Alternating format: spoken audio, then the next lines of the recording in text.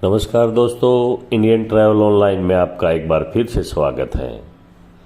दोस्तों, मुगल बादशाह अकबर के दरबार के 9 रत्नों में बीरबल का ओहदा अपने आप में एक अलग ही था। वह हाजिर जवाबी भी थे और कठिन से कठिन मुश्किलों को पल भर में दूर कर देते थे। बीरबल बादशाह अकबर के सबसे जिगरी दोस्त भी थे। बीरबल की मौत ने अकबर को बुरी तरह से तोड़ दिया था। आप लोगों को बता दें कि बीरबल ने अपनी महारत से अकबर पर ऐसा जादू कर दिया था कि अकबर ने उन्हें अपने दरबार में वजीर का भी ओहदा दे दिया। माना जाता है कि अकबर ने बीरबल को वजीर से राजा बनाने का फैसला कर लिया था। यह बात उस टाइम की है जब हिमाचल के कांगड़ा पर महाराजा जयचंद्र का राज हुआ करता था। 1570 में महाराजा जयचंद्र ने दिल्ली और आगरा में हवेली भी बनाई है। इतिहासकार कहते हैं कि मुगल और कांगड़ वासियों की एक दूसरे से नहीं बनती थी। इसी कारण दोनों के बीच हमेशा छोटा मोटा झगड़ा होता रहता था और मन मुटाव रहता था। कहते हैं कि इसकी वजह से ही अकबर ने महाराजा जयचंद्र को अपना बंदी बना लिया था। इसके बाद उसके पुत्र ने खुद को उत्तराधिकारी घोषित कर दिया और अकबर के खिलाफ अपना विद्रोह शुरू कर दिया। तब अकबर ने पंजाब के सूबेदार हुसैन कुली खां को हुक्म दिया कि कांगड़ा पर चढ़ाई कर दो और कब्जा करके वह बीरबल को दे दिया जाए, बीरबल को वहाँ का राजा बना दिया जाए। इसके बाद हुसैन कुली खां ने पंजाब की सेना को इकट्ठा किया और जंग का साजो सामान लेकर कांगड़ा पर लड़ाई के लिए निकल पड़े। दोस्तों, मुगल सेना ने कांगड़ा को कमज़ोर करने के लिए सबसे पहले दिल्ली में कोटला किले पर स्थित कांगड़ा की एक सेना की टुकड़ी के साथ लड़ाई की। कांगड़ा की सेना वहां पर मुगल सेना को रोकने के लिए खड़ी थी। दोनों ओर से बड़ी भारी जंग हुई, मगर आखिर में मुगल सेना ने उन्हें हरा दिया और अपनी पहली जीत का स्वाद उनको मिला। बाद में मुगल सेना ने सीधा कांगड़ा पर लड़ाई करने का फैसला किया और उस तरफ बढ़ी। मुगल सेना कांगड़ा पहुंची और 2 दिनों के भीतर किले को चारों तरफ से घेर लिया। इसके बाद वहां युद्ध शुरू हो गया। मुगल सेना ने कांगड़ा पर अपना दबदबा बना दिया था। तभी पंजाब में उनके खिलाफ एक और विद्रोह हो गया। मजबूरन अकबर की सेना को पंजाब वापस जाना पड़ा। हालांकि मुगल सेना ने तकरीबन कांगड़ा पर कब्जा कर लिया था, इसलिए अकबर उन्हें अपने हाथ से जाने नहीं देना चाहते थे। राजा जयचंद्र और उनके बेटे ने इस मसले पर बात की गई। इसके बाद अकबर और जयचंद्र के बीच काफ़ी समझौते हुए, जिसके मुताबिक राजा बीरबल को ढेर सारा सोना और कांगड़ा किले के दरवाजे पर मस्जिद बनवाने का भी एक समझौता था। बीरबल को कांगड़ा का राज पूरी तरह से नहीं मिल सका, इसलिए अकबर ने अपनी सेना को की एक टुकड़ी बीरबल को इनाम में दे दी। दोस्तों, लोगों का मानना है इस घटना के बाद बीरबल राजा की उपाधि के साथ रहे और कई साहित्यकार तो ये भी कहते हैं कि उन्हें राजा कहकर बुलाने लगे। अकबर ने इस अभियान के बीच अफगानिस्तान से भी अफरा तफरी का माहौल था। वहाँ बाजौर के कुछ लोग अपनी ताकत से आसपास के लोगों को लूट रहे थे।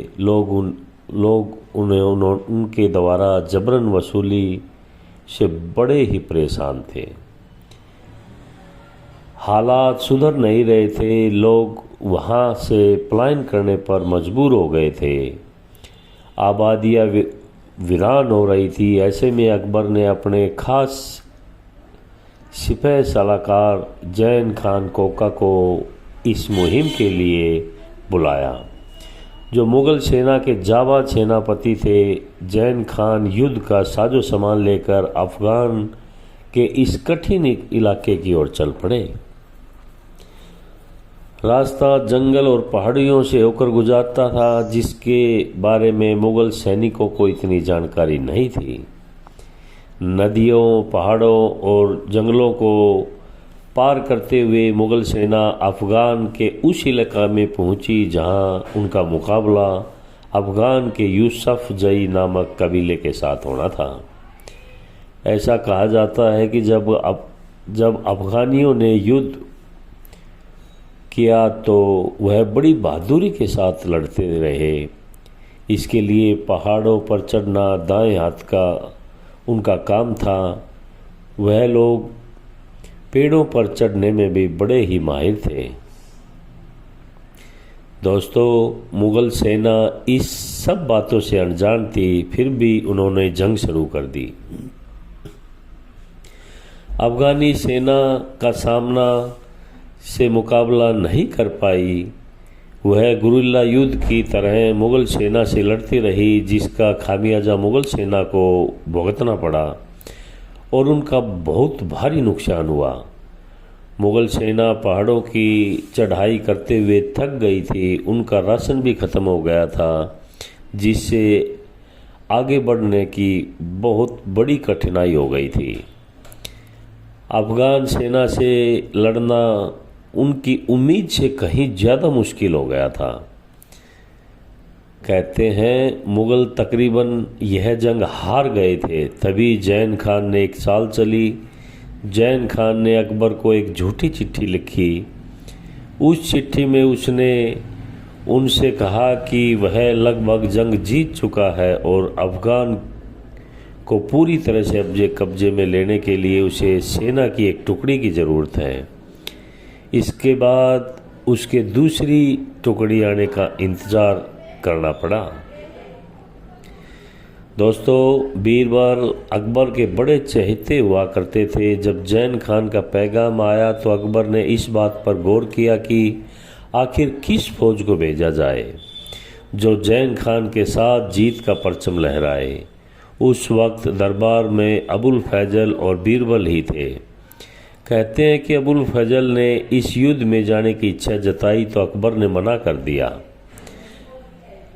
हालांकि जब अकबर से बीरबल ने वहां पर जाने को कहा तो अकबर मना न कर सके।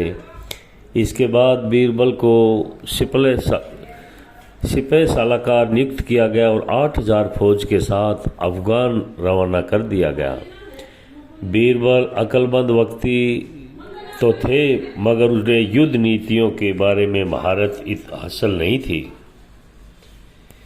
दोस्तों, जब बीरबल की फ़ौज अफ़गानियों के साथ मुकाबला करने मैदान में उतरी तो पहाड़ी लोगों के सामने बीरबल की फ़ौज भारी पड़ी। मुग़लों को फ़ौज ने कई सारे अफ़गानियों को मार गिराया। हालांकि लड़ते लड़ते अंधेरा हो गया, जिसके कारण युद्ध रोकना पड़ा। इसके बाद बीरबल अपनी सेना के साथ अगले दिन की लड़ाई की रणनीति बना रहे थे। दोस्तों, कहा जाता है कि जब बीरबल की सेना अफ़गानियों से युद्ध कर रही थी तभी अकबर ने अपने एक दरबारी हकीम अबुल फतेह को भी एक फौज की टुकड़ी के साथ अफ़गान भेज दिया था। बीरबल की तरह हकीम अबुल फतेह को भी युद्ध नीतियों की इतनी महारत हासिल नहीं थी। साथ में ये भी कहा जाता है कि जैन खान, अबुल फतेह और बीरबल में आपसी मतभेद होते रहते थे। इसके कारण तीनों एक दूसरे की सलाह नहीं मान रहे थे और अपना अपना सलाह पर काम कर रहे थे। लड़ाई के बाद बीरबल जहां अपनी सेना के साथ रुकते, वहीं दुश्मन की फौज घात लगाए बैठी थी, जिससे बीरबल अनजान थे। रात के अंधेरे में अचानक अफ़गानी कबीलों के सिपाहियों ने बीरबल की सेना को चारों ओर से घेर लिया और उन पर पत्थर और तीर की बारी शुरू कर दी। दोस्तों, सेना घबराकर इधर उधर भागने लगे। जानवर भी तितर बितर हो गए। सेना में भगदड़ मची। रात के अंधेरे में भागदौड़ होने के कारण काफ़ी सैनिकों की मौत हो गई। माना जाता है कि इसी दौरान अफगानी सेना का एक तीर बीरबल को भी आकर लगा, जिससे उसकी मौत हो गई। कहा जाता है कि इस युद्ध के बाद मुगल सेना की लाशों के अंबर में बीरबल की लाश का कुछ अता पता नहीं चला। उनके धर्मानुसार उनका अंतिम संस्कार भी नहीं हो पाया। वही अकबर को बीरबल की मौत से बड़ा गहरा सदमा लगा था, क्योंकि बीरबल अकबर का बड़ा ही चहेता था। उन्हें अपने फैसले पर बड़ा पछतावा हुआ। बीरबल जैसे विद्वान का इस तरह से दुखद अंत होना अकबर के लिए बड़ा ही कष्टदायी था। उन्होंने कभी सपने में भी नहीं सोचा था कि बीरबल की मौत इस प्रकार की होगी। हालांकि किस्मत के आगे किसकी चलती है। तो इस तरह से बीरबल का अंत हो गया।